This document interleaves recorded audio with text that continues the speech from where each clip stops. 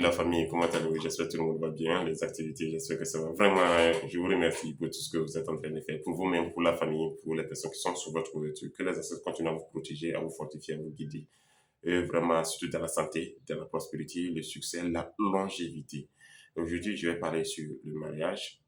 En première, dans la tradition africaine, en première, il faut savoir que les traditionalistes, comme on le dit, la plupart qui prônent vraiment pour la souveraineté de l'Afrique et puis la révalorisation de la tradition africaine, il faut savoir dans le temps, on conçoit le mariage comme quelque chose de sacré. Même jusqu'à présent, le mariage est quelque chose de sacré. Je vais vous expliquer pourquoi. Vous savez, le mariage unit deux personnes de sexe opposé. Il dit bien deux personnes de sexe opposé. Et puis je répète encore deux personnes de sexe opposé. C'est ça qu'on appelle le mariage. Au-delà des deux personnes de sexe opposé, le mariage unit deux familles ou quatre familles. Au-delà en fait, des deux ou quatre familles, le mariage unit les deux ou quatre dimensions ancestrales. C'est pas quelque chose qu'on ratifie sur un papier et puis on dit non, on est marié. Non, non. Il y a plus profond que ça. Il y a plus profond que ça. Donc vous devez avoir en tête que lorsque vous voulez faire un choix, il faut vous poser la question, est-ce que je ne suis pas dépendant émotionnellement en fait, de la personne que j'ai choisie? Est-ce que je ne suis pas dépendant et affectivement de la personne que j'ai choisie? Est-ce que ce n'est pas un désir démesuré qui m'amène vers la personne avant de faire un choix parmi tant d'autres? Parce que tous ces problèmes peuvent t'amener à faire le mauvais choix. Et puis après, maintenant, tu vas te dire, ah, si je savais. Je reviens, dans la tradition africaine, lorsque tu choisis une personne que tu veux te marier avec, il y a des rituels qui doivent être faits. Que ce soit du côté du mari et du côté de la femme. Souvent, on ne montre pas, mais ça est là. La femme va aller demander à ses ancêtres, ah, est-ce que le monsieur que vraiment j'ai vu, est-ce que ce dernier-là est compatible avec mes énergies? Est-ce que ce dernier pourra m'amener à vivre pleinement mon existence et à continuer vraiment dans ma joie, dans la prospérité, dans le succès? Est-ce que ce dernier pourra le faire? Les ancêtres vont le montrer. Ils vont le montrer directement. Si ça serait une bonne personne pour toi, les ancêtres vont le montrer. Si ce ne serait pas une bonne personne pour toi, les ancêtres vont le dire aussi. Du côté en fait, du monsieur aussi, c'est de cette même manière. Est-ce que la femme, la dame que je vais prendre sera vraiment une bonne personne en fait, dans le foyer? Est-ce qu'elle sera vraiment une bonne personne en fait, au sein de ma famille, au sein de ma communauté? Ils vont faire les rituels, les ancêtres vont montrer. En fait, ce sont ces règles que la plupart des familles ont laissé tomber. Pourquoi vous avez laissé tomber au fait? Après maintenant, vous mariez, vous faites vos enfants. Moins d'erreurs, le mari change d'humeur, le mari change de posture. Vous ne pouvez plus vous faire revenir en arrière.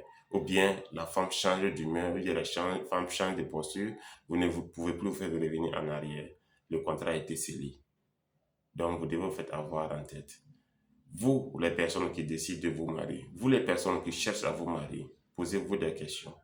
Posez-vous des questions. Pourquoi je dis ça? Le mariage est un cadeau très empoisonné. C'est un cadeau empoisonné. Pourquoi je dis c'est un cadeau empoisonné? C'est un cadeau parce que ça unit beaucoup de familles.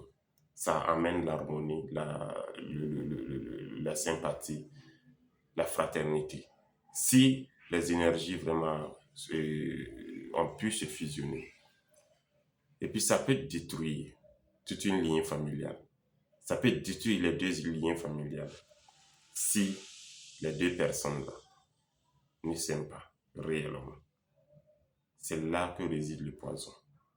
Pourquoi je dis c'est là que réside le poison? Parce que si toi, tu portes le nom de la famille, de ta famille, c'est pas pour rien que tu portes le nom. C'est pas pour rien que tu portes le nom. Tu es une représentation de tes ancêtres sur ce plan physique. Est-ce que tu vas aller ternir l'image de tes ancêtres à cause de toi-même, ton choix dans le mariage? Non.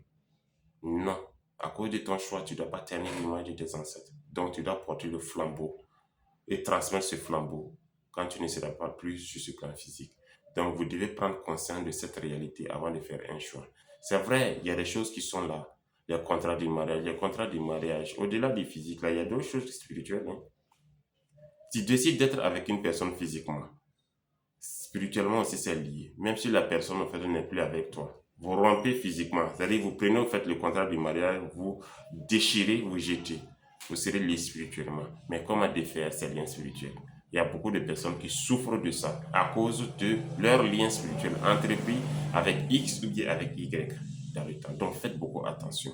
Ne soyez pas dépendant émotionnellement, ne soyez pas dépendant affectivement, ne soyez pas dépendant matériellement d'une personne avant de, et après le choisir comme mari ou bien comme femme.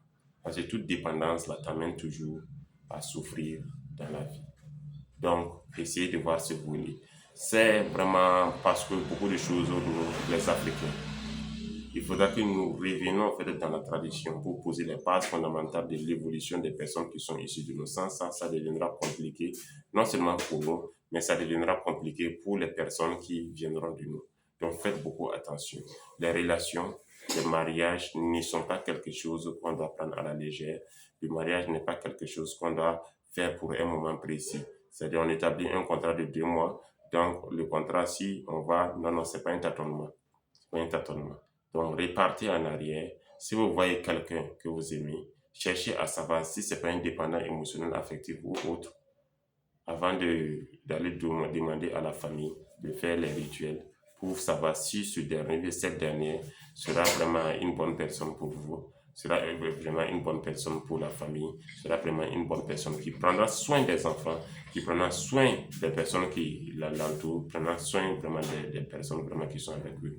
C'est après ça, vraiment, vous allez évoluer facilement, vous allez évoluer dans l'amour, dans l'harmonie. Que les ancêtres vous bénissent, que les ancêtres vous protègent. Tout ce que vous voulez réaliser sur ce plan physique, qu'ils vous aident à les réaliser. Nous sommes au début de l'année 2026. Vraiment, demandez la protection, surtout le soutien de vos ancêtres, et les choses vont aller bien. Vraiment, je vous remercie. Merci. On sera